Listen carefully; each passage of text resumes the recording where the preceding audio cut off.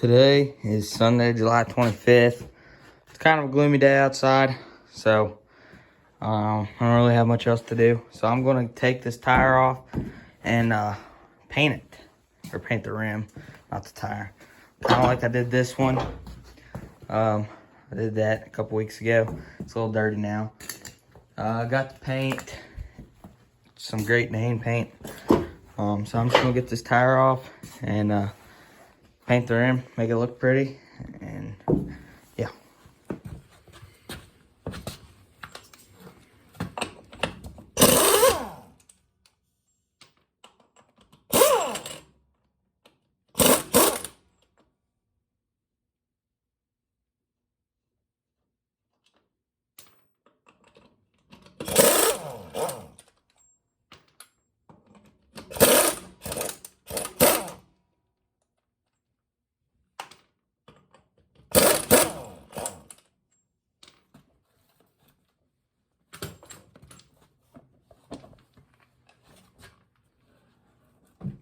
So a couple things. Got this tire back on over here, got it painted. There's the back of it. The front of it, not the most professional thing. At least I didn't get any on the tire. That was my main goal. Kind of a 50-foot paint job.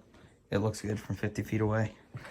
But now I'm after that one, and hopefully here sometime I'll get those done. So I'm gonna take a cylinder off here tonight. Dad's gonna take it to a machine shop, get him to repack the cylinder. So we can fill this thing back up. It leaked all hydraulic fluid out. That's why I ain't been using it. So once we get that done, I know we're taking the bucket to Elwood in a couple nights, and he's going to get a bottom in that. So then we'll be able to do a lot of cleanup with this thing. Anyways, never taken a cylinder off before. Have no idea how to do it, but I'm going to try to figure it out. And yeah, so you guys can watch me figure out how to take it off.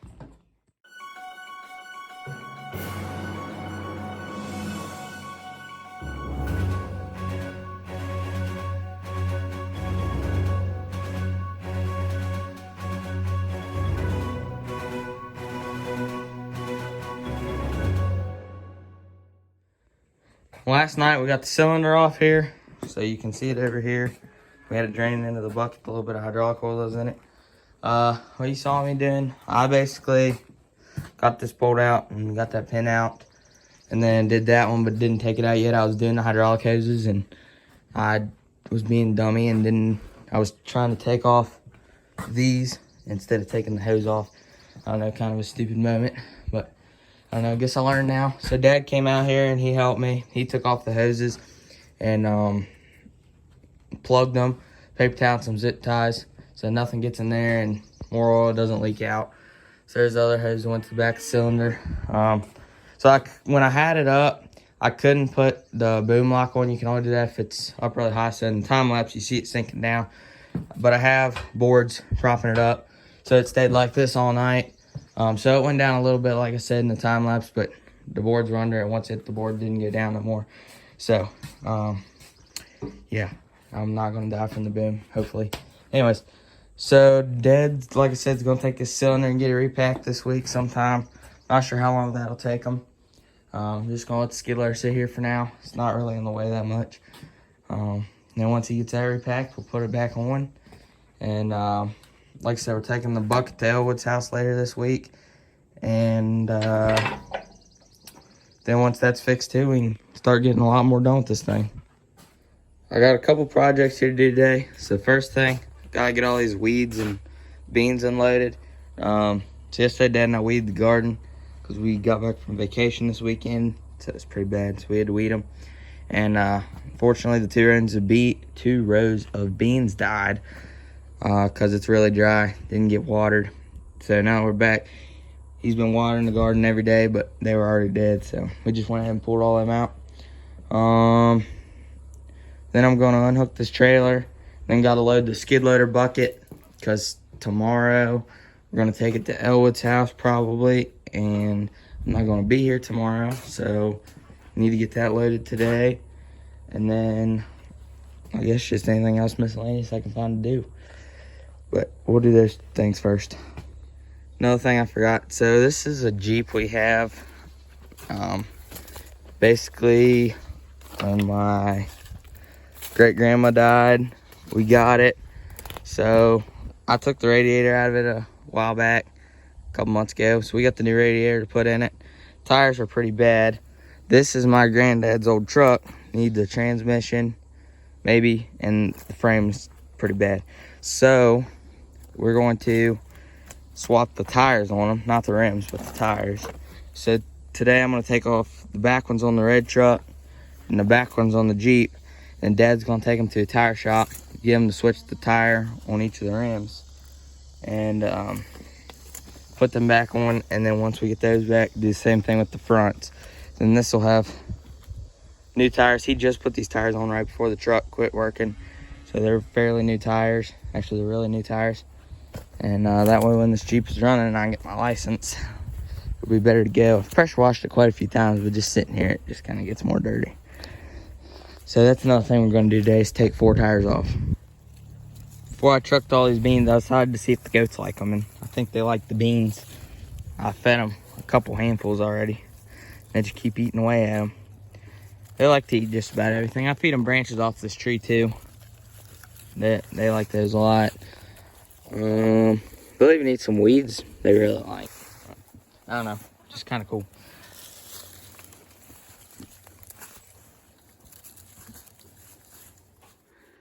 So this right here is going to be the start of my newest project, which I don't know if I've ever talked about this. I probably have. Until about a year ago, none of the lights on this tractor worked. Then my friend came over, fixed the 2 front ones. That's what that wiring is, and the back one. And then not too long ago, I fixed these flashers back here. So yesterday, I took the trailer, it's down the barn now, with the 4-wheeler on over to my grandma's. It's about 2 miles. She needed some stuff sprayed, and so I drove this over there. And not that this will be a regular occurrence. I don't even know if it'll get driven on the road with the trailer anymore or not, or at least for a while. But just for fun, and because I like doing this kind of stuff, I'm going to wire up a brake light on this tractor. So I have wiring, brake light, and then I found a video on YouTube, and I kind of know how I'm going to use this to where when it presses the brake, it'll cut the light on. So I'm going to work on that. I must have left it inside, got the plug-in for a trailer. So basically, once I wire up the brake light on here, I got a 4-prong trailer hookup to mount somewhere back here. And I'll wire that to the brake light and flashers. I'm not going to worry with turning signals because it's just dumb. I'm not even going to drive it on the road that much. But that way on the trailer, the brake lights will work, the lights at night will work, and flashers will work. So I'll have it where the regular light turns on when I turn the headlights on. If I'm ever driving at night, once again, not like that's ever going to happen, but I'm already hooking it up. And then the flashers will be on this switch, and then the brake light, of course, will be when the brake is pressed. So I'm going to get started working on this. I don't know how much of it I'm going to film. Just kind of doing it for fun. I'll just show you along the way. So here's an update. I'm not done yet, unfortunately. So I got the brake light for the tractor mounted up here. There's a ground for the battery, because the battery's not supposed to be up here. It's supposed to be a smaller battery that fits in that compartment or that one. But being it was a small battery, it took a lot. It like wouldn't start the tractor in the winter, so they decided to put a big battery on it. Anyways, so there's one of these. So I just took a bracket and then mounted it up here, and then I also used it for my ground. So here's where I wired the trailer plug in. Right now I have the white wire going to ground, along with the ground for this light because it requires ground. So I cut that a little long because I was planning on putting it down there.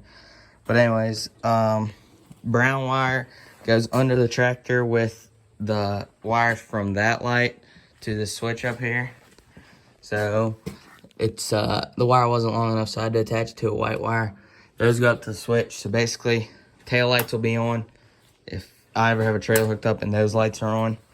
And then for the brake light, so I had the button press, and I found a way to make it work if I can explain this. So basically, I had the button pipe clamp to this pipe, or this piece of metal right here. So whenever you press the brake, that square piece moves forward. So whenever the square piece was moving forward, it was hitting the button and turning it on. And then when it would come off, then it wouldn't be touching. And then when I'd set the park brake, this is actually part of the park brake, so it scoots forward. So even though the brake's pressed, the light won't stay on and kill the battery all the time. Unfortunately, I put the pipe clamp way too tight and broke the switch in half. So I'm going back to Ace with my granddad today. I need to get some different size wire. I got 12 gauge, that's too big. I need 16. So I'm gonna get some of that. I need that new switch, which I might get 2 of them just in case one breaks. And then there was something else, but I don't remember. So anyways, also stopped the oil leak the other day. So this copper washer right here, Dad had put a couple on there before and they'd leaked and everything. So he got some from Tractor Supply and they were too small. So I drilled it out, made it big enough to go around there. And I figured being I drilled it out, it would still leak.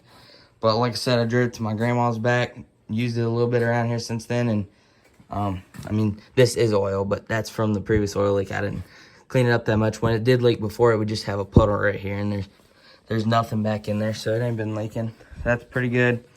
I had to get the fuel bowl sealed again after last time. It started leaking again. But I've had it sealed for a couple days now. It's not leaking. So that's pretty sweet. But I think I'm going to go ahead and post this video today. So that will have to be for the rest of the video, or in the next video, I mean, when I get this fixed. But by the next video, should have it fixed. And as far as the Jeep and the truck, I didn't end up getting the tires off. Tuesday, I was planning on doing that, and then I ended up going to town with my grandparents. And then same with the bucket.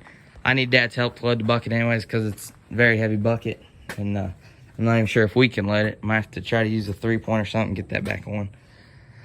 But anyways, I'll do that when he's here. So yeah. But hopefully this light thing will work as good as I think it will. Because I'm hoping next year to take the tractor to the lawn party with my friends. They all took their tractors and they normally do.